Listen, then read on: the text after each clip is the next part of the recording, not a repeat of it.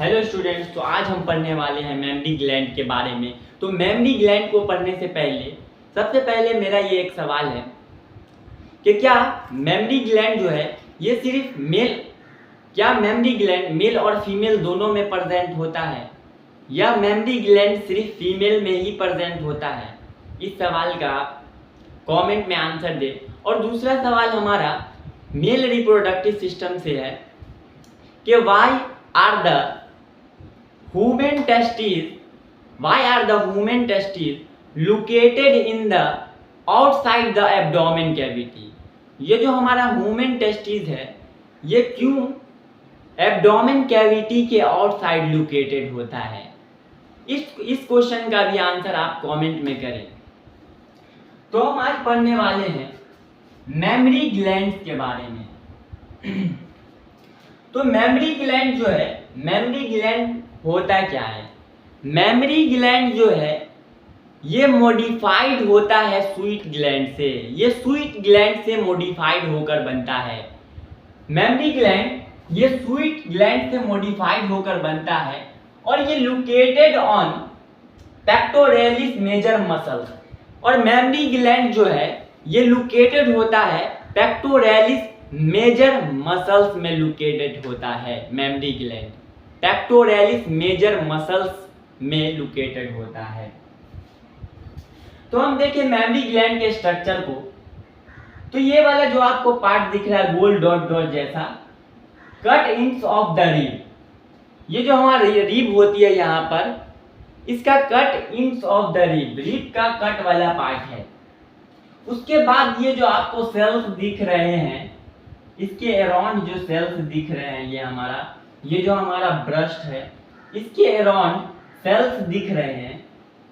इसी सेल को हम कहते हैं पेक्टोरेलिस मेजर मसल्स। और इसी पेक्टोरेलिस मेजर मसल्स में हमारा प्रेजेंट होता है, लोकेटेड होता है मेमरी ग्लैंड। तो हम यहाँ पर देखें कि मेमरी ग्लैंड जो है, ये जो हमारा ब्रेस्ट है इसके अंदर हमें इस मेमरी ग्लैंड, हर मेमरी ग्लैंड के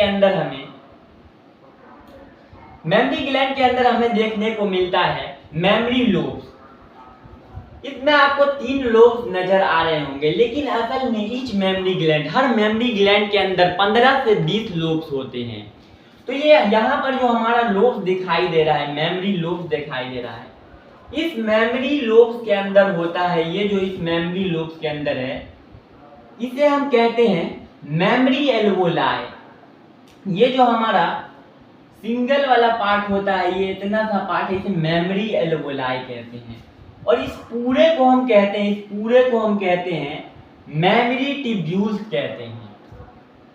तो ये जो हमारा मेमरी एल्वोलाई है, ये mammary alveoli milk synthesis and store. Mammary alveoli ये मिल्क थेंसेस करता है और मिल्क को स्टोर करके रखता है। उसके बाद हम देखें क्लस्टर लाइक ग्रैप्स, इसमें क्लस्टर लाइक ग्रैप्स होते हैं। उसके बाद हम देखें कि ये जो हमारा मेमरी एल्वोलाई है, मेमरी एल्वोलाई ये कनेक्ट होता है, एक ट्यूब होती है उससे कनेक्ट होती है। और इस ट्यूब को हम कहते हैं, इस ट्यूब जैसा स्ट्रक्चर जो दिख रहा है, इस ट्यूब को कहते हैं हम मेमरी डक्ट। ये मेमरी डक्ट से कनेक्ट होता है। और ये मेमरी डक्ट जो है आगे जाकर ये ज्वाइन होती है, मेमरी डक्ट आगे जाकर ज्वाइन होती है मेमरी एम्प्यूला से। ये जो आपको नजर आ रहा है इसे मेमरी एम्प्यूला कहते हैं। ये आगे जाकर मेमरी डक्ट जो है ये ज्वाइन होती है मेमरी एम्प्यूला से। और मेमरी एम्प्यूला ये आगे ज्वाइन होता है लैक्टिफेरस डक्ट से।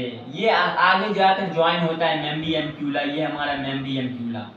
और ये मेमरी एम्प्यूला आगे जाकर लैक्टिफेरस डक्ट से ज्वाइन होता है। और हमारा जो मेमरी ग्लैंड है, मेमरी ग्लैंड के ऊपर जहां पर निप्पल है, उस निप्पल के अराउंड डार्क पार्ट होता है और उस डार्क पार्ट को हम कोरेला कहते हैं। ये जो हमारा निप्पल है इसके अराउंड डार्क पिगमेंट पार्ट होता है जिसे हम कोरेला कहते हैं और इसके बीच से निकला होता है निप्पल। तो हम देखेंगे इच मेमरी ग्लैंड, हर मेमरी ग्लैंड के अंदर 15 से 20 मेमरी लोब्स होते हैं। जितने भी मेमरी ग्लैंड हैं उन सब के अंदर 15 से 20 मेमरी लोब्स होते हैं। यहाँ पर जो हमारा मेमरी ग्लैंड है, इस मेमरी ग्लैंड के अंदर 15 से 20, ये जो हमारा मेमरी लोब दिखाई दे रहा है इसमें हमने 3 बनाए, लेकिन ये 15 से 20 होते हैं। ये जो हमारे लोब्स है ये 15 से 20 लोब्स होते हैं इच मेमरी ग्लैंड, हर मेमरी ग्लैंड के अंदर 15 से 20 लोब्स होते हैं। Each lobes with cluster of milk forming, और हर lobes cluster of milk forming करते हैं और उस स्ट्रक्चर को हम कल्ड एल्वोलाई कहते हैं और उसे हम एल्वोलाई कहते हैं।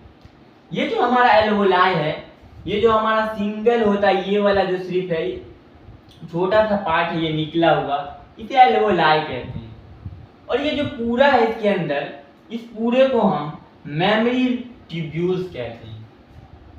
तो ये जो एल्वोलाई है, where milk can also be stored, ये एल्वोलाई मिल्क को स्टोर करके रखता है।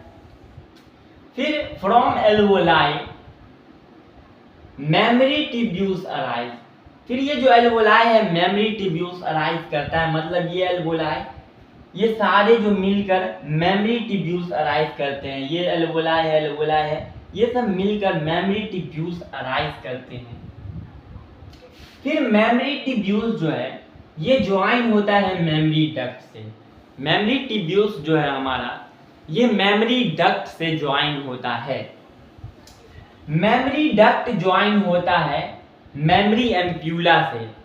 Memory duct join to form mammary ampulla, और ये जो हमारा मेमोरी डक्ट है ये मेमोरी एम्प्यूला से ज्वाइन होता है। उसके बाद फिर lead to lactiferous duct that open into nipple.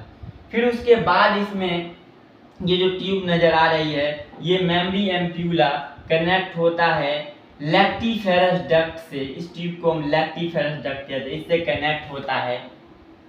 और फिर इसके बाद यहाँ से ओपन होती है निप्पल, और निप्पल ये ओपन होता है और यहाँ से इस निप्पल से ही मिल्क बॉडी से बाहर, मतलब इस ब्रेस्ट से बाहर निकलता है।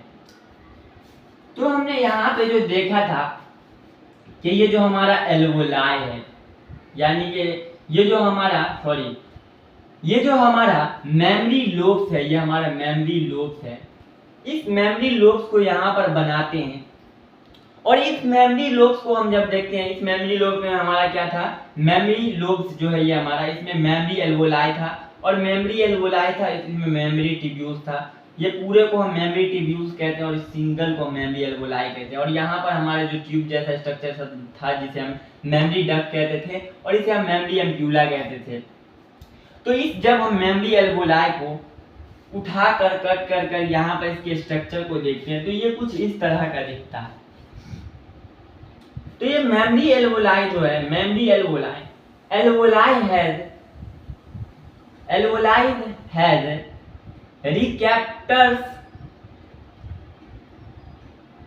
Receptors for prolactin. और ये जो एल्वोलाई है, इस एल्वोलाई में ये जो आपको डॉट डॉट सा दिख रहा है ये एपिथेलियल सेल है ऑफ एल्वोलाई। एल्वोलाई के अंदर जो ये सेल नजर आ रही है इसे एपिथेलियल सेल कहते हैं। और ये जो हमारा बाहर जो ये सेल दिख रहा है, ये सब सेल दिख रहे हैं, इसे मायो एपिथेलियल सेल कहते हैं। इसे मायो एपिथेलियल सेल कहते हैं। Myo epithelial cell has receptors for oxytocin. और ऑक्सीटोसिन क्या होता है? ऑक्सीटोसिन जो है ये मिल्क इजेक्टिंग हार्मोन होता है। ऑक्सीटोसिन ये मिल्क इजेक्टिंग हार्मोन होता है। तो आज के लिए इतना ही, मिलते हैं अगले लेक्चर में।